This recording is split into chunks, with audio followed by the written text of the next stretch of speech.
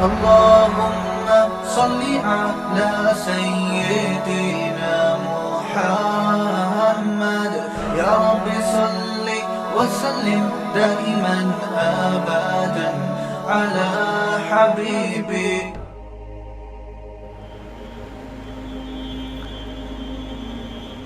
جب بھی بیان کے لیے بیٹھتا ہوں آج کل کے حالات میں، تو ملک کے موجودہ حالت، مسلمانوں کی تنزلی، تباہی، بربادی، بے اعتدالیاں، انہی چیزوں کی طرف توجہ جاتی ہے، اور خیال ہوتا ہے کہ اسی بارے میں ہی بیان کرتا رہوں کہ ہمیں کیا کرنا چاہیے، ہم کیوں تباہ ہو رہے ہیں، کیوں برباد ہو رہے ہیں۔ ایک وہ دور تھا جب مسلمانوں کا عروج تھا، ہم نے دنیا کو سکھایا تھا رہنے کا سلیقہ، دنیا ہم سے پوچھتی تھی، لیکن جب سے ہماری خلافتیں ختم ہوئیں، تباہیاں شروع ہوئیں، اس وقت سے ہم مسلسل تنزل کی طرف ہی جائے چلے جا رہے ہیں، اور اس ذلت سے نکلنے کے لیے جو اسباب اختیار کر رہے ہیں وہ اسباب مزید ذلت میں ہمیں ڈال رہے ہیں۔ جو اسباب ہم اختیار کر رہے ہیں وہ اسباب ہمیں ذلت سے نکالنے کے بجائے مزید ذلت میں، بولو بھائی، ڈال رہے ہیں۔ کیسے نکلیں گے ان ذلت والے اسباب سے؟ اس کا ایک ہی حل ہے جو قرآن بیان کرتا ہے۔ لیکن کمال کی بات یہ ہے کہ قرآن جو حل بیان کرتا ہے، ہر آدمی اس کو ڈیفائن اپنے طریقے سے کرتا ہے۔ یہ بڑا مسئلہ ہے۔ اس کو میں آسان زبان میں سمجھاتا ہوں، آپ کہیں گے پتہ نہیں کیا پیچیدہ بحث لے کے بیٹھ گئے ہیں آج آپ مفتی صاحب۔ مثال کے طور پر ہر آدمی اپنی ٹھڑک جو ہے نا، اپنی ٹھڑک جو اس کو جس کے خلاف بغض نکالنا ہوتا ہے، وہ اگر مذہبی ہوگا تو کہاں سے کرے گا؟ وہ قرآن و سنت کا لیبل لگا کے کرے گا۔ ہر فرقہ نیا فرقہ بنانے سے پہلے لیبل کس کا لگائے گا؟ بولو نا، قرآن کا، حدیث کا۔ قرآن تو فرقہ واریت ختم کرنے کے لیے تھا، لیکن فرقہ واریت پھیلائی کس سے جا رہی ہے؟ قرآن و سنت سے۔ جتنے نئے نئے فرقے آ رہے ہیں لیبل سب کا قرآن حدیث، قرآن حدیث، اس کے علاوہ کوئی بات ہی نہیں کرتے۔ ہمارے ہر مسئلے کا حل قرآن میں، جو موجودہ سیاسی حالات ہیں، ملک کی تنزلی، اسلام کا تنزل، اس میں ہمارے ہر مسئلے کا حل قرآن میں ہے۔ لیکن جو مسائل بگاڑ رہے ہیں وہ بھی حوالہ کہاں سے دیتے ہیں؟ بولو نا یار، کیا ہو گیا بھائی؟ قرآن ہی سے پیش کریں گے حل آپ کے سامنے، اور بیڑا غرق کر دیں گے۔ سمجھ رہے ہیں کیا کر دیں گے؟ بیڑا غرق۔ مسئلہ قرآن کا نہیں ہے، مسئلہ قرآن کی فہم کا ہے۔ قرآن کو سمجھا کس کھوپڑی کے ساتھ جا رہا ہے۔ جب آدمی کی کھوپڑی صحیح کام نہیں کر رہی ہوتی، معذرت کے ساتھ، آپ کے اتنے خوبصورت دماغ کو میں تعبیر کس سے کر رہا ہوں؟ کھوپڑی سے۔ مسئلہ سارا یہ ہے کہ ہر مسئلے کا حل ہے وَاعْتَصِمُوا بِحَبْلِ اللَّهِ جَمِيعًا۔ قرآن کہتا ہے اللہ کی رسی یعنی قرآن کو مضبوطی سے تھامو، سارے مسائل ختم ہو جائیں گے۔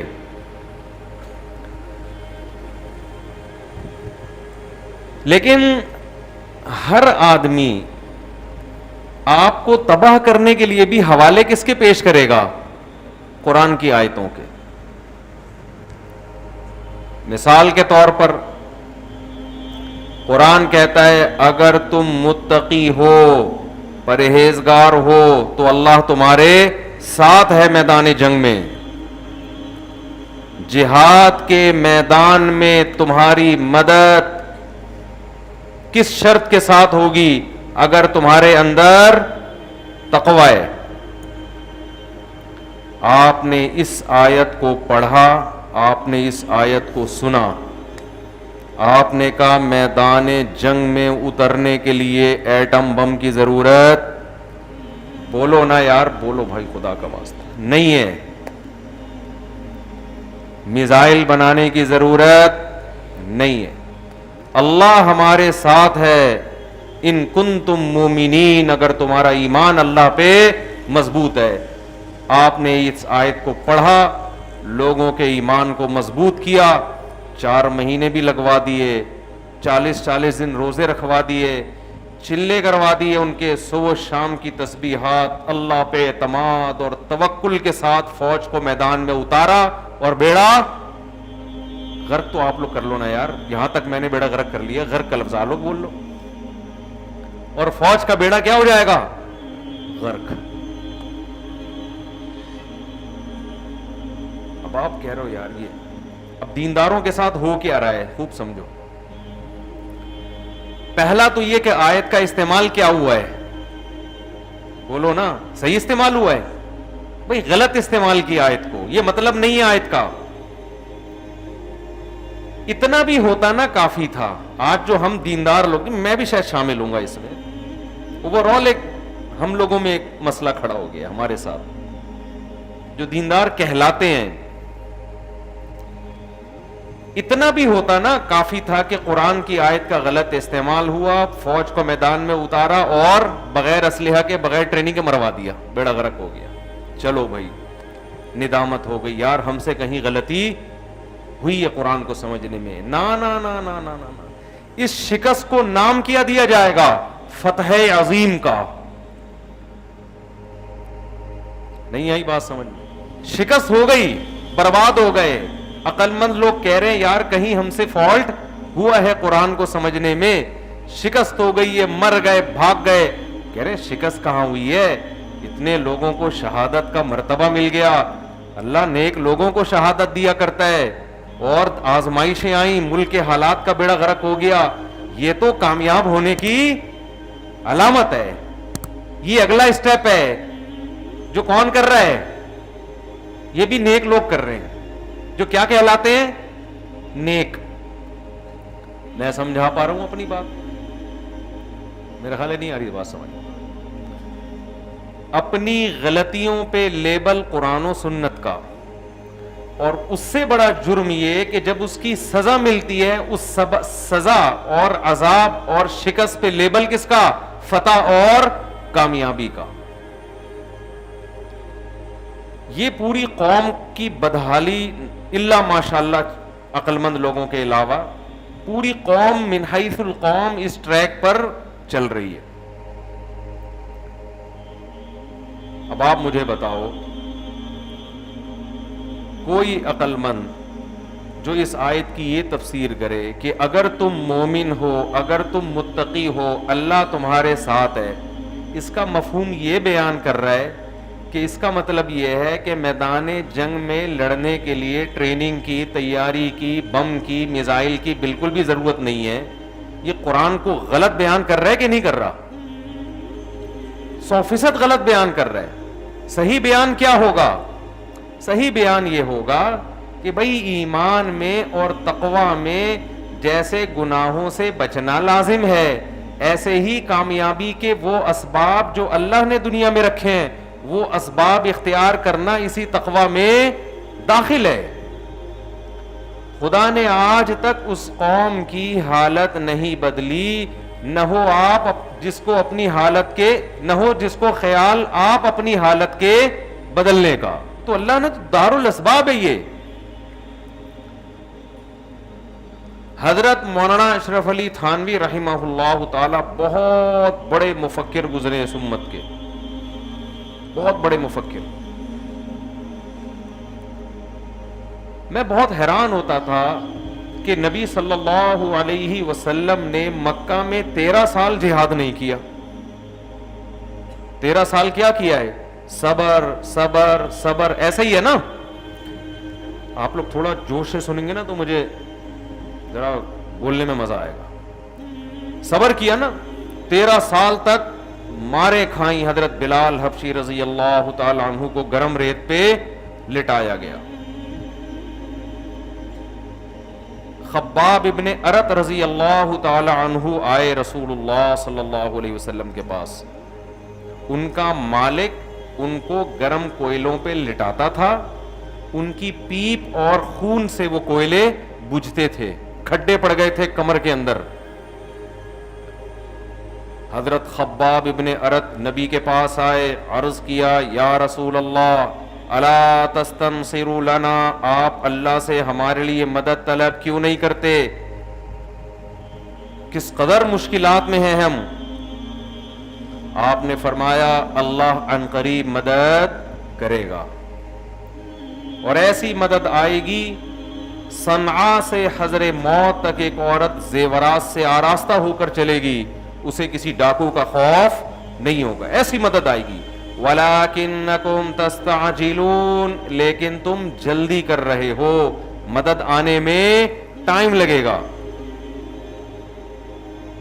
میں حیران ہوتا تھا بھائی جب یہ کچھ ہوا تو رسول اللہ صلی اللہ علیہ وسلم نے چند صحابہ کو حکم کیوں نہیں دیا کہ جا کے ان کے مالک کو پکڑو اور طبیعت سے دھو ڈالو اس کو؟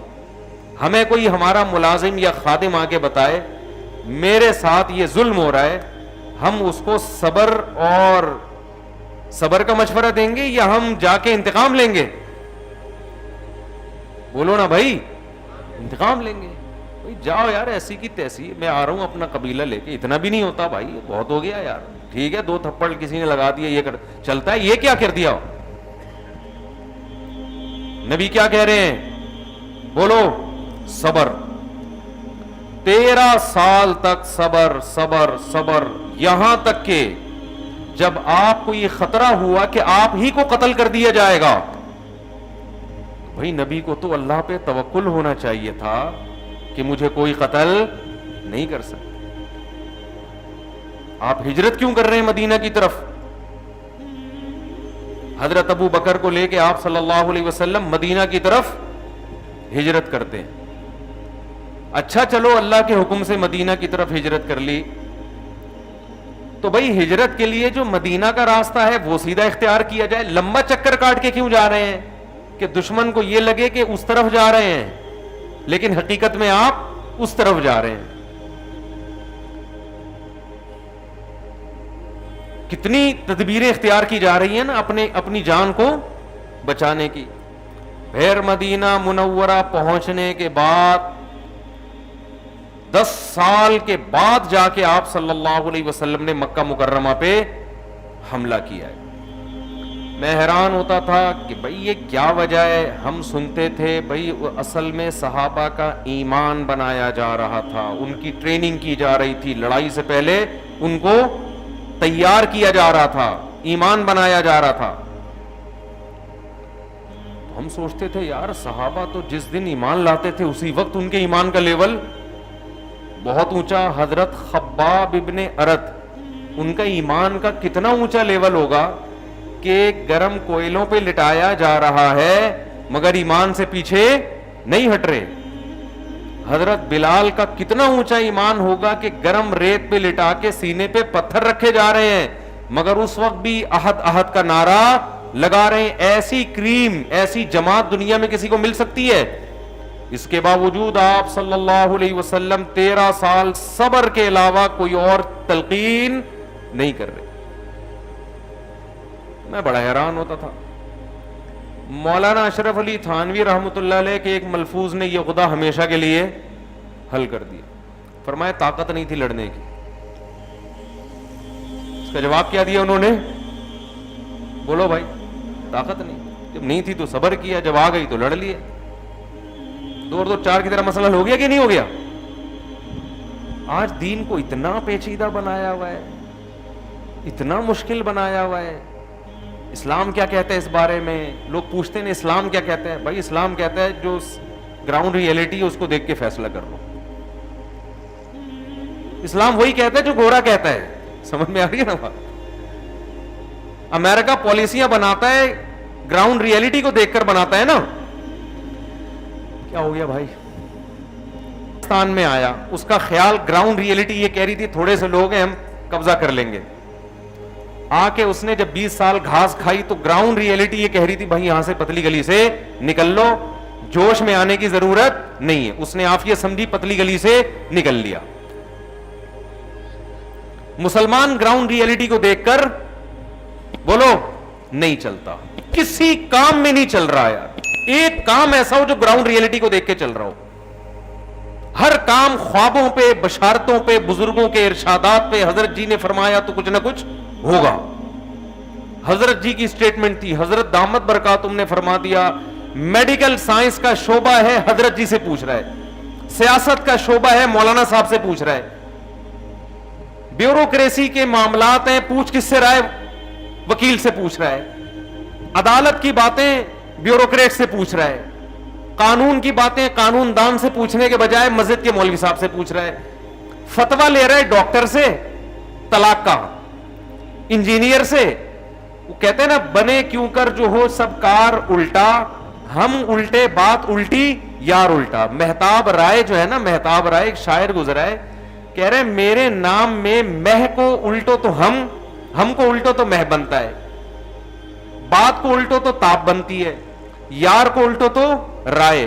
کہہ رہے میرا نام ایسا ہے کہ ہم بھی اس میں الٹے, بات بھی الٹی, اور یار بھی جو دوست ہے وہ بھی کیا ہے الٹا کر کے ہمارا نام وجود میں آتا ہے. تو کام بنے گا کیسے جب ساری چیزیں ہی الٹی ہیں؟ تو مسلمان اس وقت ترقی کے علاوہ میرے بھائی دنیا کا ہر کام کر لے, سمجھنے قرآن خوانیاں کروا لے, وہ افطار پارٹیاں کر لے, وہ حج بھی کر لے, وہ عمرے بھی کر لے, وہ کچھ بھی کر لے, لیکن جب تک یہ روش مسلمان کی رہے گی وہ دنیا کی باغ ڈور اپنے ہاتھ میں لینا تو دور کی بات, جتنی عزت ابھی ٹوٹی پھوٹی 2-4 چیتھڑے لگے ہوئے ہیں نا ہمارے, وہ چور کو جب پکڑتے ہیں نا اس کو کوٹتے ہیں تو 2-4 اس کے وہ چڈی بنیان رہ جاتا ہے. ہمارے محلے میں تھوڑے دن پہلے کسی نے چور کو پکڑا, چور تھا ڈاکو نہیں تھا, ڈاکو ہوتا تو میں ترس نہیں کھاتا اس کے اوپر. اب چور کو جب پکڑا, وہ کہیں انڈیکیٹر وغیرہ چرسی ہوتے ہیں نا, چورا رہا تھا. لڑکوں نے اتنا مارا, میں نے جا کے چھڑوایا اس کو. میں نے کہا یار یہ کوئی اسلحہ تو نہیں نکلا نا اس کی جیب سے, بس کافی ہے, اتنا کافی ہے, اتنا مار دیا. میں اس کو چھڑوا کے گیا, پھر پکڑ لیا, پھر اتنا مارا, پھر اتنا, مجھے ڈر تھا مر نہ جائے کہیں. پھر میں آیا, اس کو میں نے چھڑوایا. تو جب آخری دفعہ میں نے چھڑوایا نا تو اس کی چڈی مڈی پھٹ چکی تھی, شلوار تو پتہ نہیں کہاں غائب ہو گئی تھی, شکر ہے انڈر ویئر پہنا ہوا تھا اس نے, اور 2-4 چیتھڑے رہ گئے تھے اس کی جو شرٹ تھی نا, پینٹ اور شرٹ پہنی ہوئی تھی, وہ پینٹ بھی غائب اور شرٹ کے 2-4 چیتھڑے رہ گئے تھے اس کو میں نے کہا اب چھڑا کے, میں نے اس کو بائک پہ بٹھا کے دھکا دیا, میں نے کہا بھاگ جا ورنہ یہ لڑکے تو آپ کو پتا ہے. پھر میں نے ان کو سمجھایا اللہ کے بندو ڈاکو میں اور چور میں فرق کیا کرو. ڈاکو کو تو ٹھیک ہے جو مرضی کرو اس کے ساتھ اپنی ذمہ داری پہ, لیکن چور کو جب اتنے چترول لگ گئے تو کافی ہے, کہ مارنا تھوڑی ہے جان سے اس کو. تو وہ جو حلیہ ہے نا, جو 2-4 اسٹیکر اس کے اوپر باقی رہ گئے تھے, تو آج مسلمان کی جو من حیث القوم عزت ہے نا, عزت وہ اتنی رہ گئی ہے, 2-4 ٹکڑے باقی رہ گئے. مفتی طارق مسعود صاحب کے بیانات سننے کے لیے youtube.com/مفتی طارق مسعود کو سبسکرائب کریں, اور اگر آپ لائیو ویڈیو کو کبھی بھی مس نہیں کرنا چاہتے ہیں تو سبسکرائب کرنے کے بعد بیل آئیکن پہ کلک کرنا مت بھولیں. جزاک اللہ.